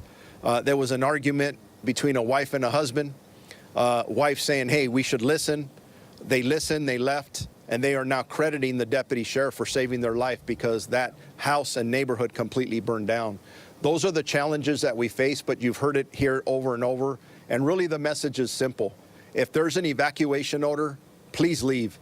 Do not put your life at risk. Do not put the life of first responders at risk. It's not worth it. And I'm even pushing it that if you're in an evacuation warning, you should also leave. Gather your most important items, medicines, important paperwork, pets, chargers for your phone, and get out of the area. Don't sit there and argue. It is not worth it. Camilla Rambaldi with NBC4. My question is for Fire Chief Maroney. You talked about some of the wind conditions and the plan going into the evening hours and tomorrow. At this point, are there any additional concerns that you have in battling this fire? No additional concerns. You know, the situation that we're in today is much different than the situation we were in 16 days ago. We have so many resources from Northern California, from the Western United States, international resources, aircraft resources, the number of helicopters and fixed-wing retardant tankers that are available to us really allow us to attack a fire like this and have it laid down right as we reach nightfall.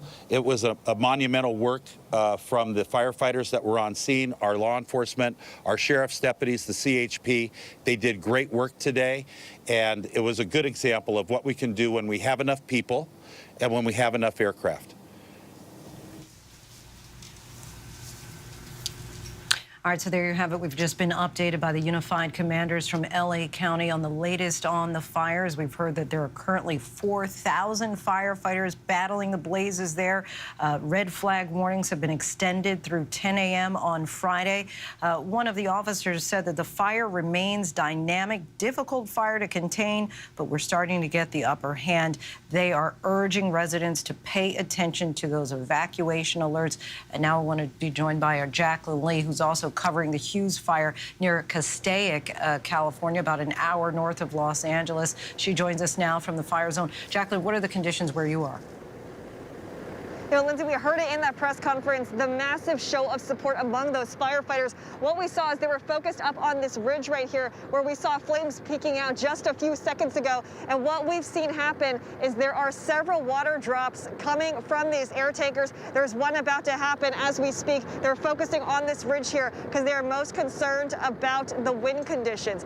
Now, we heard from officials, they said that it was, this fire is driven by the weather. That means the wind. And where we are, it's more rural than we've seen in the last few weeks, Lindsay. And so because it's more rural, this is a lot more vegetation, a lot more fuel for these fires. We are expecting the Santa Ana winds to last through tomorrow, and then the red flag warnings lasting through Friday. And Jacqueline, what kind of response are you seeing as far as how conditions are in response to how conditions are expected to change this evening?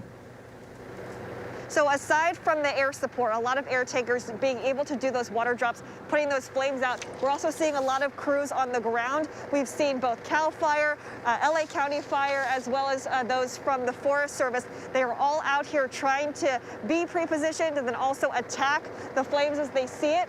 And there are more than 4,000 personnel here, Lindsay, trying to get a handle on this. They do not want to see this spread. And there are more than 50,000 people that are under evacuation orders or warnings. Many people here very nervous for their homes, as we all saw the devastating Palisades fire as well as the Eaton fire. And you can hear that air support now as they're doing those water drops, Lindsay. They just want to make sure it doesn't get worse as the night goes on.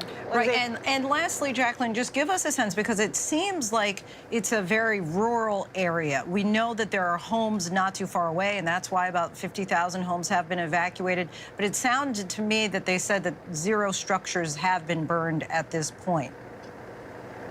Yes, and that is the silver lining. What's interesting is less than a mile away, there is an RV park, and we saw sheriff's deputies knocking, going door to door, telling people to evacuate and to get out. So because you can see all the hillsides here, Lindsay, this is what is burning, and that is what they're trying to contain, because once it starts jumping freeways and it jumps those roads, that's when those homes are endangered. This is much less urban than we saw a few weeks ago, over the last 2 weeks, actually. So that is the good news. But as you heard, the firefighters say they are ready to go. They're ready to attack any fire they see and put out any hot spots because they don't want those winds to make it worse. Lindsay? Certainly do not. All right, Jacqueline Lee, our thanks to you, and please stay safe. And that is our show for this hour. I'm Linsey Davis. Be sure to stay tuned to ABC News Live for more context and analysis of the day's top stories. Thanks so much for streaming with us.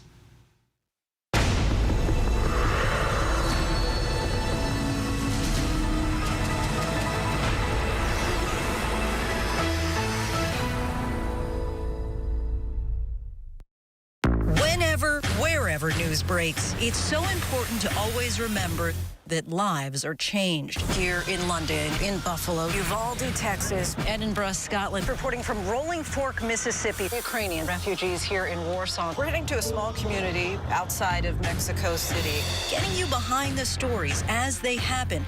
ABC News Live Prime. We'll take you there. Stream ABC News Live weeknights wherever you stream your news. Only on ABC News Live. I only have one rule. Stay out of the basement. What do you got in the basement? I can't talk about it quite yet. There's something down there that will destroy the world. We're talking about a monster, a real monster. You are in danger. Kids are disappearing.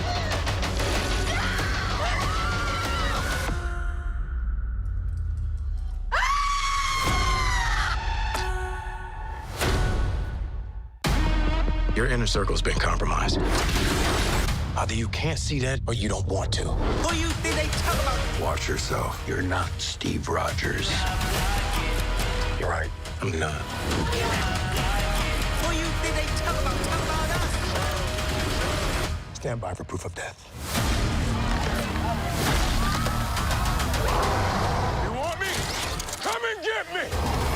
Captain America, Brave New World. Get tickets now. The news never stops. From Tampa, we are here tonight as Hurricane Milton has just made landfall. The surge just keeps coming up. Right on the border between Ukraine and Russia. We're in artillery position about 2 miles away from Gaza. And ABC News Live is right there everywhere. We're not far from where this rally took place, so just stick with us here. Traveling with the president to the U.S.-Mexico border. Here in London today. Off the coast of Gaza. Downtown Tel Aviv, rockets or missiles coming in. From the most devastating disaster in Hawaii. Some areas are still smoldering. Wherever the story. From the front lines, the ruins of Rafah. From the FBI. Reporting from Capitol Hill. In western Portugal. Outside of Mexico City. In Iceland.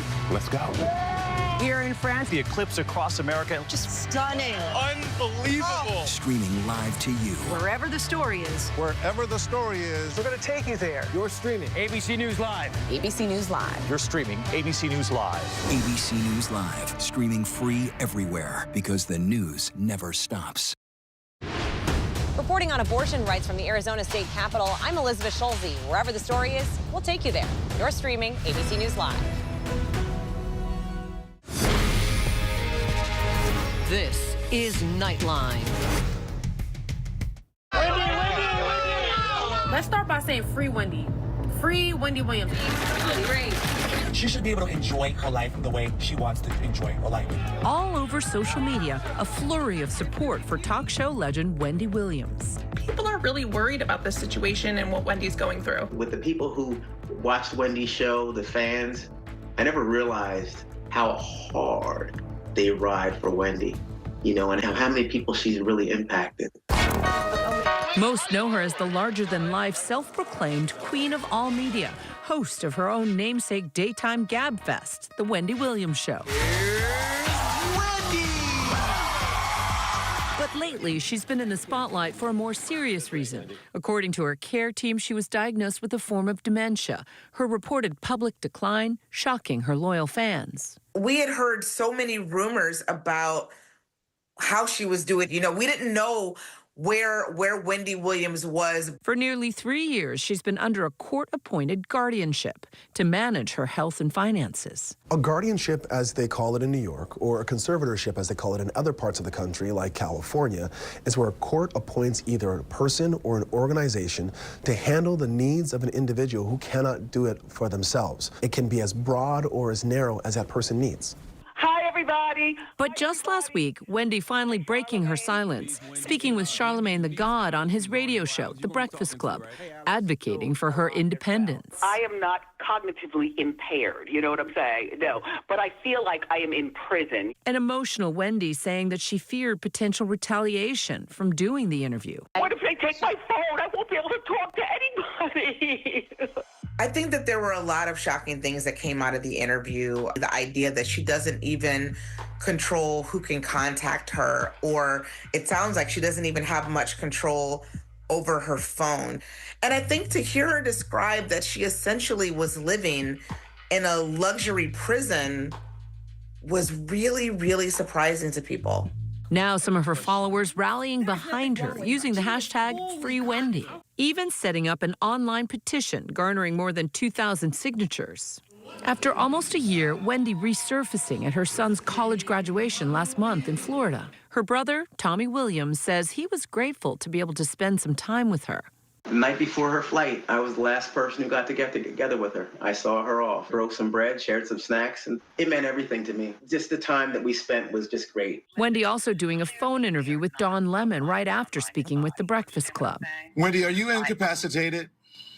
Hell no. I don't know what all of the faces of dementia look like, but I will say it didn't sound like what I think a lot of us expected to hear. This sounded like the Wendy Williams that was hosting her show on television every day. It sounded like Wendy Williams. Oh, I spoke with Wendy yesterday, and her energy was great. She sounds very, very good when I speak with her, and she's very happy and enthusiastic when we do have the opportunity to speak. Experts warn dementia is complex and that its symptoms could come in waves, and that the person impacted may not fully be aware of their mental state. Every case is different. What always remains the same is that this is a progressive neurodegenerative disease, and unfortunately, we don't have a cure and we don't have a treatment that slows down the progress of the disease. So it's a question of how rapidly someone's disease progresses, but not a question of if the disease will progress. So it sort of depends on how an individual patient is able to perform as time goes on. Before that diagnosis, she was a titan who dominated TV screens and airwaves across America for 3 decades. No celebrity was off limits during her talk shows, scorching hot topics. Mariah, I don't know who you think you're fooling with this one. And her signature catchphrase. How you doing? How you doing? How you doing? Our first caress. But for many, the talk show host's story took a dramatic turn on Halloween of 2017 when she collapsed on air. Her hit show went on. I did pass out, but you know what? I'm a champ, and I'm back. But 2 years later, another setback. I have been living in a sober house, and you know I've had a struggle with cocaine. Then a messy divorce, bizarre behavior, and long absences from the set, in part due to complications from Graves' disease and lymphedema. In June 2022, The Wendy Williams Show was canceled. Years later, she was once again in the public eye with a Lifetime documentary project titled Where is Wendy Williams? A raw and jarring look at her life and recent struggles with sobriety. You think you're perfectly fine having as many drinks as you want? Perfectly. Okay. But I'm just gonna put it downstairs to keep it cool. Keep it there. Okay. Keep it there. Alex Finney, the niece and goddaughter of Wendy Williams, speaking with my colleague Deborah Roberts last year about her aunt's private struggle just before Wendy's diagnosis was made public. I feel like I've been living in this secret bubble for a very long time. It is heartbreaking. Some people are going to look at this and say, this is exploitation. She's being exploited. How could they do this? Right. What do you say to that? You know, and I understand that some people look at it and think that. But I will say this, first and foremost, my aunt is the executive producer of this documentary. And when I finally talked with her and I said to her, Aunt Wendy, why do you want to do this? She said, now is the perfect time because I want to take ownership of my story. But does she have the capacity to take ownership of her story? Does she really know what she's doing, in your view? I think that it comes in waves. And even in the conversations that I would have with her, right? Like that conversation was crystal clear. When I said, why are you doing this? And she said, I want to tell my story. That conversation was crystal clear. Then the devastating revelation through Wendy's care team that she'd been diagnosed with primary progressive aphasia, a form of frontotemporal dementia, or FTD. Her team saying the decision to share her diagnosis was made not only to advocate for understanding and compassion for Wendy, but to raise awareness about the disease and to support the thousands of others facing similar circumstances. Frontotemporal dementia, it tends to affect younger people in their 40s to 60s. It's pretty rare, and it affects behavior like decision-making, personality, impulse control, and then it also affects communication skills. But most patients will have a mixture of behavioral and language symptoms. The documentary prompting a legal battle between Wendy's guardian, Sabrina Morrissey, and Lifetime's parent company, A&E. In a statement to ABC News, an attorney for Sabrina Morrissey defending her client against Wendy's comments. Because the court proceedings involving Ms. Williams are under seal, Ms. Morrissey is restricted in defending herself at this time from all the spurious and defamatory claims and personal attacks being raised against her. Nevertheless, Ms. Morrissey emphatically denies any wrongdoing, mismanagement, or self-dealing with regard to Ms. Williams' guardianship, adding that all of the court-appointed guardians' activities are regulated and supervised by the court. A&E telling ABC News in a statement, Wendy Williams' recent Breakfast Club interview speaks for itself. It's not the first time Wendy's struggles have come to light. After a tense interview with Whitney Houston in 2003, is there drug use going on at this present time? Who are you talking to? Don't talk to me about that. You are very defensive, Whitney. I have to be, Wendy. You talk about me every day. Wendy said she was forced to face her own demons, speaking to Nightline co-anchor Byron Pitts about that in 2015. I recognize the moment because I recognize the behavior, because that was once me. Addiction. Mm-hmm. Wendy, seen as an inspiration to many women in radio and TV, including her own niece, Alex. I'm Alex Finney, Who's an anchor at ABC's Miami affiliate, WPLG. She was always a beautiful guide for me in this industry and just as an aunt in general growing up. She instilled in me the confidence that I needed. While Alex declined to comment on this report, last year she told us she hoped her aunt would soon be able to turn the page on this chapter. My hope for her is that she does whatever she wants to do that makes her happy and that stays in the bounds of keeping her healthy.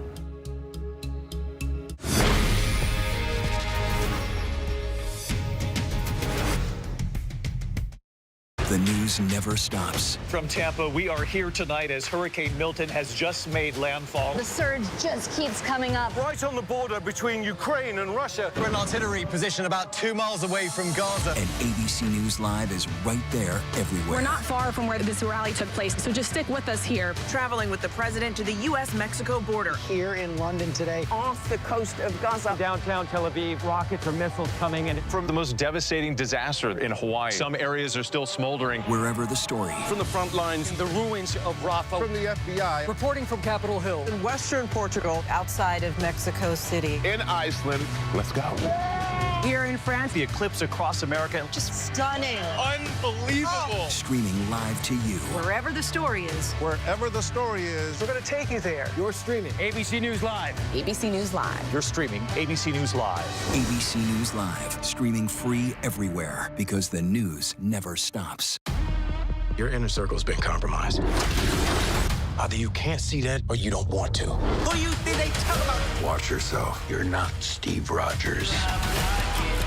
You're right. I'm not. Who you think they talk about? Talk about us. Stand by for proof of death. You want me? Come and get me! Captain America, Brave New World. Get tickets now. The news never stops. We are here in Israel, a nation at war. We appeared to be gunfire. The former president rushed off the stage. Hurricane Helene ravaging the coastline of Florida. It's moving really fast, screaming across the state. And that's why ABC News Live never stops. Taking you to the center of the story. As news breaks live. We hear the small arms fire around us. We're right on the border between Ukraine and Russia. ABC News Live is there for you at the start of your day all morning live. ABC News Live, right there, as events unfold across the day. ABC News Live, breaking down the day's top stories. Lyle and Eric Menendez, there is new evidence in this case. ABC News Live Prime going there, wherever the story is. Are you going to build it back up?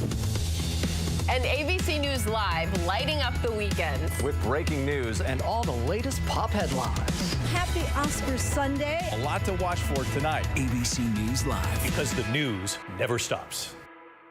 All we want is to find our way home. I'll get you home. A crew of murderous bounty hunters is coming after us. We have to move fast. We have no idea who he is. You can trust me. You're a Jedi, right? Of course. What just happened? Watch this. Skeleton Crew. New episodes Tuesdays, only on Disney+. Reporting from Santa Fe, New Mexico, I'm Linsey Davis. Wherever the story is, we'll take you there. You're streaming ABC News Live. I'm joined now by two of my dear friends, two filmmakers who I've had the pleasure of working with on a new documentary. It's called Left Behind. And director Anna Toomey, a former ABC News producer, thank you very much, and producer Larry Mullen Jr., who also happens to be a global rock star as the drummer of U2. Their new film explores dyslexia, which can severely affect reading for roughly 1 in every 5 humans. So Larry and Anna, welcome to Nightline. Thank you for having us. Now, before we get started, I want want to take a quick look at a clip. Let's take a look. My son is in the 2nd grade. He cannot read. He cannot write. If I don't support him, I know what lies ahead in this country for him. Now, Anna, Left Behind follows a group of moms who turn into activists, who fight for their kids. And they know that dyslexia can either be a superpower or a curse. So tell me a little bit about what inspired you to tell this story. So my own son is dyslexic, and that is what inspired me and sort of opened up my eyes to what was happening. Dyslexia can be and is called a superpower. There's a lot more dyslexics that are risk takers, creative, and they're the backbone of our society. Yet if you're not diagnosed and you're not educated properly, you don't get that chance to become the leader. Now, Larry, I joke, you've been a rock star for decades with U2. We're a band from the north side of Dublin called the U2. And you usually take a sort of back seat when it comes to these philanthropic causes. But here you're stepping out into the spotlight with Left Behind. In many ways, it's personal for you, but you really see it as a social justice issue, too. Yeah, 50 years of sitting behind something and somebody. It takes a lot to get me out from behind that. This is a story that's very personal to me. My eldest son is badly dyslexic. He's 29 now. He went through a very rough period of time, and he never got the proper education that he needed. It's not a superpower for him. At 29, it's still a super struggle. And your artistry is embedded in this film because you've told me that you literally composed the opening sequence. I wanted him to see the film because I wanted to talk to him about how he felt. And I could see it bringing up all kinds of feelings in him: anger, rage, upset, disappointment. And I really felt, okay, I think I can express that with these things. It has a whole lot of resonance for me because the first time after 5 years that I played, and it was in his honor, I suppose. And the music just really resonates emotionally at the opening of the film.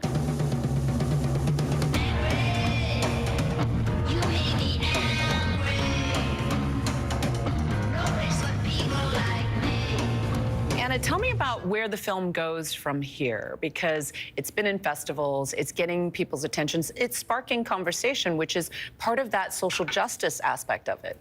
Yeah, and that's what's really resonating with people, is that it is about social justice. Every child deserves a right to read. Every child deserves to be in a classroom and feel good about themselves.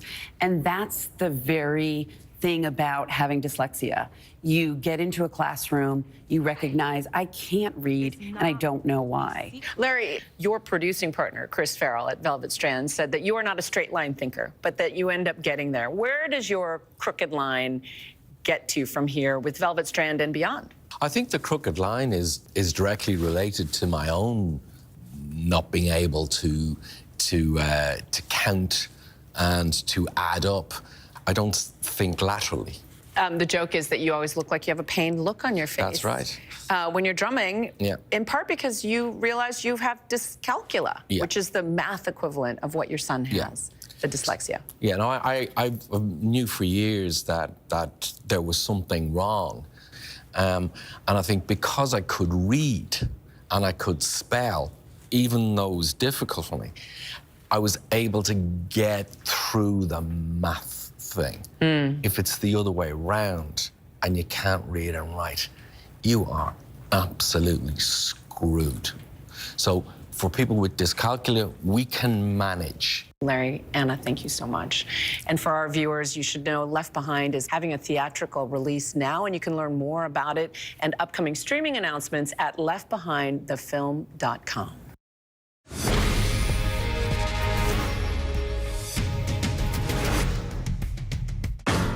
You're watching America's #1 streaming news, ABC News Live. Breaking news, exclusives, live reporting across the globe. Keep streaming with ABC News Live. ABC News Live. Because the news never stops.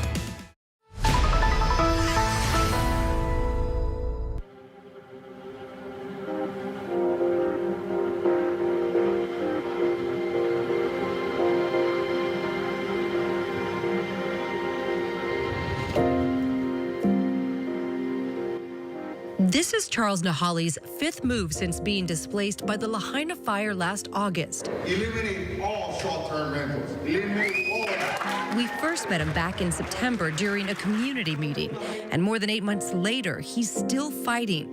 It's unsettling. It really is. It's still living a bit of the trauma to this day. Charles is one of more than 1,300 fire victims enrolled in FEMA's direct lease program, which converts short-term rental units into long-term housing for fire survivors for up to 2 years. So far, FEMA awarding contracts worth more than $197 million to 3 companies in states outside of Hawaii to administer the program. They find, lease, and manage ready-to-occupy properties from owners and then sublease them to displaced residents. As of early June, 1,041 units are occupied by fire survivors, but 177 units remain unoccupied while FEMA pays property owners and the management companies thousands of dollars a month per property. They have to do a background check. I was told that it would take no more than 3 weeks to do. It took 3 months. They were paying for the unit, which was 3 months and over $5,000 a month, and the hotel I was in. No matter what I do, it just won't stop running. When he saw that first property, he was heartbroken. And the contract reflected something completely different from what the actual space of the unit was. For example, the space was a studio. The contract says it's a 1-bedroom and newly remodeled, which it wasn't. The bed was practically in the kitchen. Talk about breakfast in bed. So these 2 representatives and FEMA, they seem to put the fear of God in us that if you don't take this property, you're going to be kicked out most likely, and you'll be on your own. Charles was rematched to another property. His second, not any better than his first. We're sitting at this table, 2 with FEMA representatives going over the contract. So 3 of us are sitting at this table.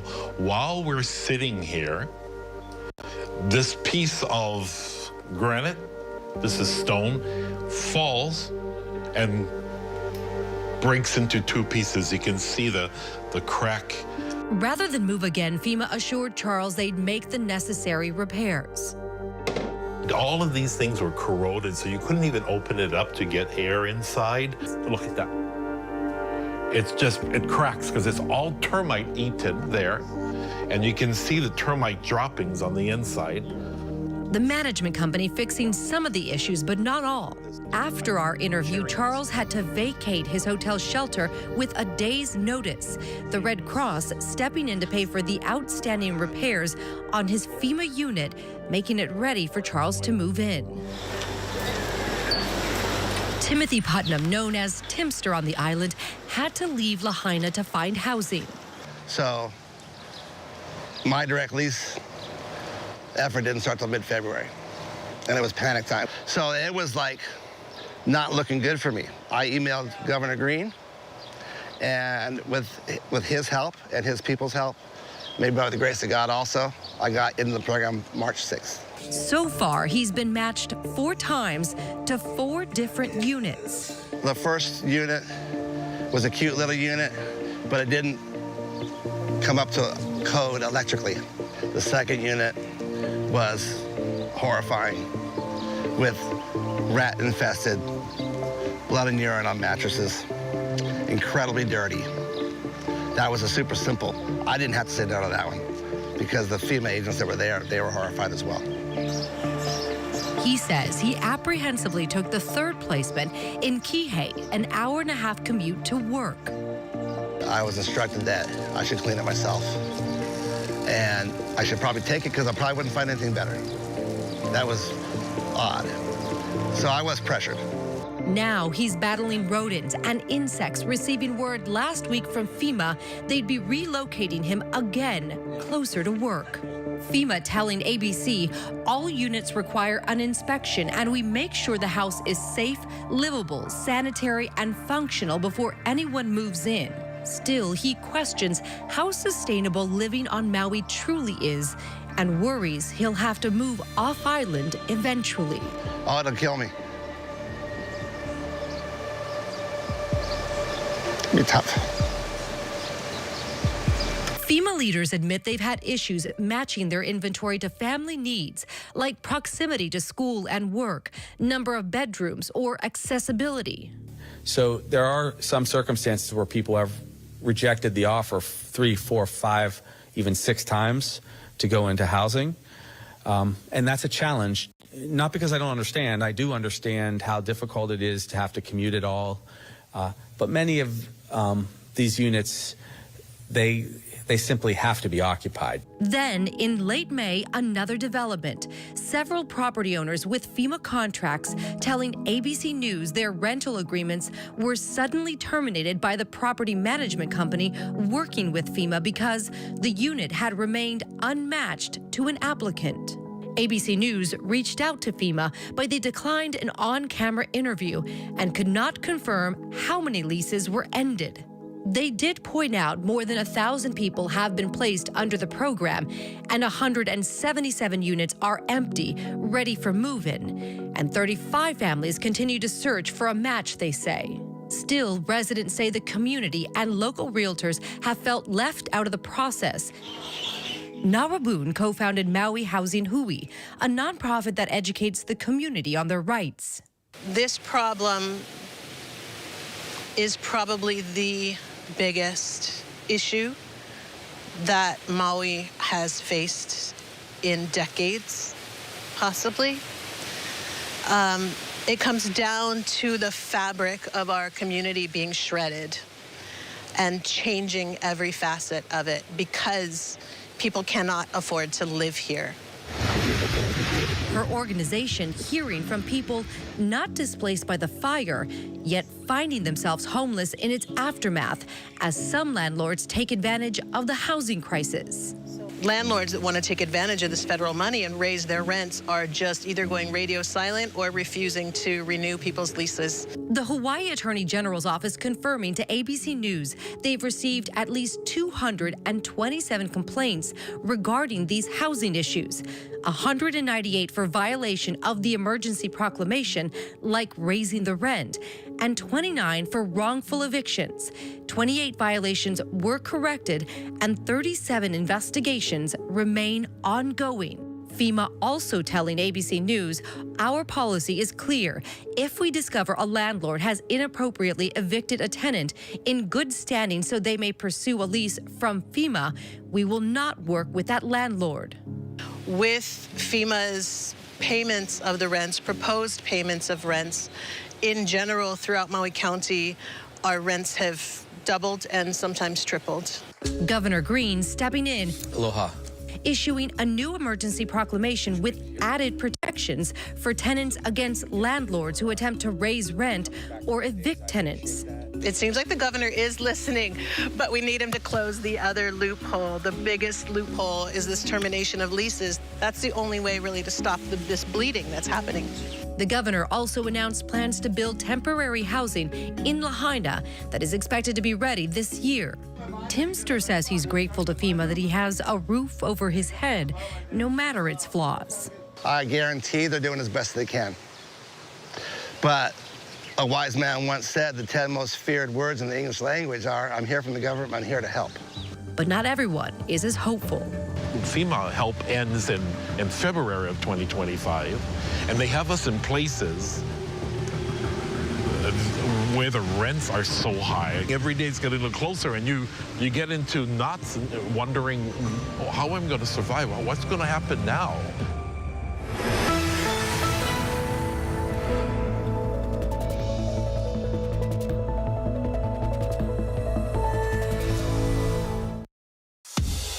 The news never stops. We are here in Israel, a nation at war. We heard what appeared to be gunfire. The former president rushed off the stage. Hurricane Helene ravaging the coastline of Florida. It's moving really fast, screaming across the state. And that's why ABC News Live never stops. Taking you to the center of the story as news breaks live. We hear those small arms fire around us. We're right on the border between Ukraine and Russia. ABC News Live is there for you at the start of your day all morning live.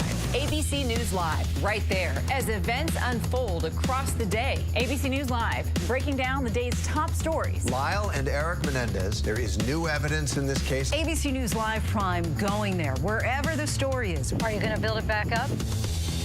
And ABC News Live lighting up the weekends. With breaking news and all the latest pop headlines. Happy Oscars Sunday. A lot to watch for tonight. ABC News Live. Because the news never stops.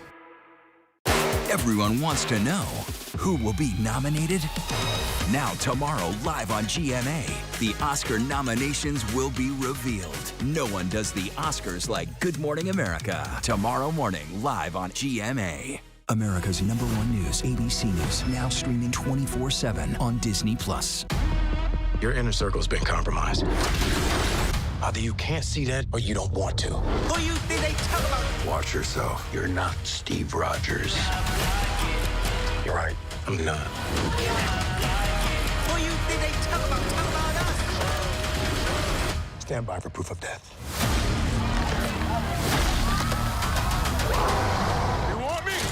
Come and get me! Captain America, Brave New World. Get tickets now. Reporting from the Capitol, I'm Rachel Scott. Wherever the story is, we'll take you there. You're streaming ABC News Live.